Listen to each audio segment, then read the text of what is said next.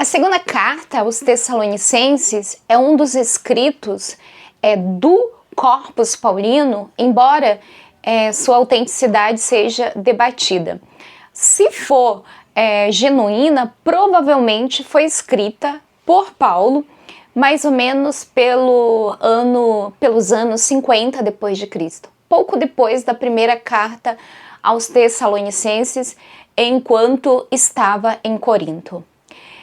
No entanto, se essa carta for pseudônima, pode ter sido redigida entre o final do século I e o início do II, em um contexto cristão posterior, onde a expectativa da parousia, que é a segunda vinda de Cristo, começou a ser reinterpretada. Tessalônica era uma cidade próspera, estratégica na Macedônia, estava localizada na via Egnátia, uma das principais rotas comerciais do Império Romano. A comunidade cristã local era formada em sua maioria por gentios convertidos que enfrentavam muitas perseguições, inúmeros desafios relacionados à vida em um ambiente pagão. A carta trata, entre outros temas, da persistência na fé diante da adversidade, da relação entre a espera escatológica e a vida cotidiana. E também da necessidade de uma ética comunitária que fosse sólida. O capítulo 3 enfatiza a importância do trabalho e também da disciplina dentro da comunidade cristã. E com isso, corrige aquela expectativa exagerada e passiva da parousia que levou alguns membros a abandonarem suas responsabilidades diárias. No meio dessa exortação prática é que a gente encontra o capítulo 3, o versículo 5, que o Senhor dirija os vossos corações ao amor de Deus e à perseverança de Cristo. Fazendo uma análise rápida do texto grego, o versículo bem curto, mas ele é teologicamente bem profundo. Vamos examinar algumas palavras-chave. O Ho Kyrios, o Senhor, no contexto paulino, o Kyrios, geralmente se refere a Jesus Cristo.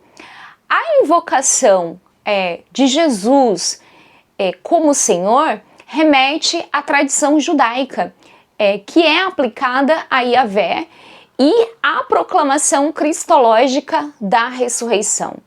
Aqui, ele é o mediador ativo da vida comunitária. Outro verbo que aparece é o kateutinai, que é o dirija, que significa tornar reto, guiar diretamente.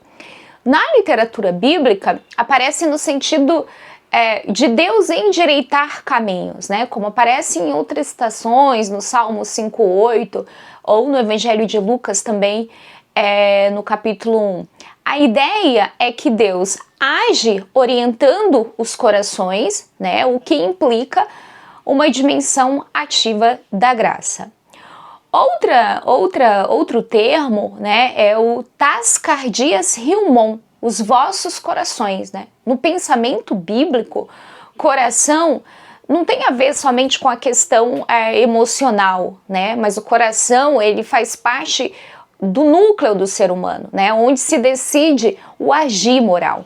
Aqui é o ponto onde o Senhor age para guiar a vida da comunidade. Outro termo, que é o eisten agapen tu teu, ao amor de Deus, a expressão ela pode ser interpretada de duas formas. O amor que Deus tem pela humanidade, né, e o amor que os cristãos devem nutrir por Deus. O contexto aqui sugere que Paulo fala da resposta dos cristãos ao amor divino, né, dentro de uma perspectiva ou de uma dimensão ética que conduz a um compromisso que seja concreto com a comunidade. O kai eis tem hypomonen tu, né, Christu, e a perseverança de Cristo, hypomone significa resistência paciente, a capacidade de suportar tribulações sem perder a esperança.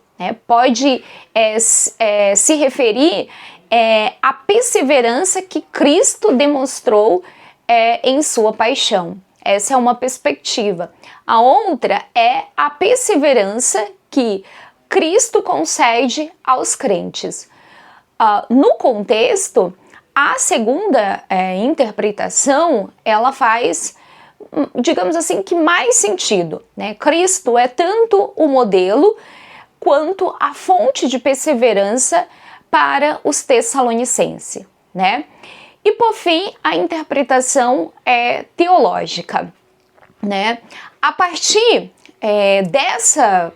dessa perspectiva, né, mais teológica, fazendo esse aprofundamento, esse versículo, ele não pode ser lido como uma exortação passiva, né, ou uma exortação meramente individualista, né, mas ela é um chamado, né, uma solicitação a essa fidelidade na luta por justiça e dignidade. O amor de Deus, né, que está no texto aqui, não é uma ideia abstrata, mas se trata de uma força, né, que transforma, né, que deve se concretizar no compromisso social e na construção de comunidades que sejam solidárias.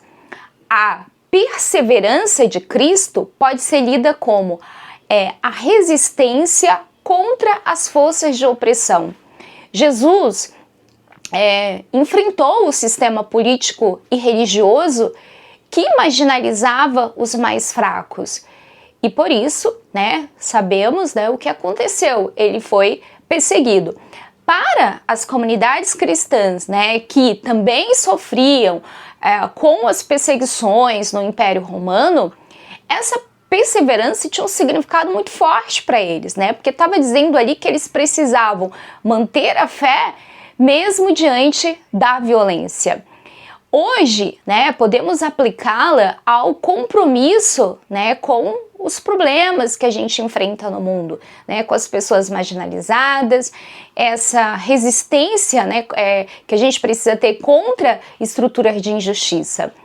E o versículo, ele também dialoga com a ideia dessa sinergia, né, entre graça e ação humana. Deus orienta os corações, mas cabe àqueles, né, que vivem o Evangelho de Jesus, né, que se consideram cristãos, responder ativamente vivendo o amor de Deus e a perseverança de Cristo no cotidiano. Isso implica solidariedade, engajamento e uma fé encarnada na vida comunitária.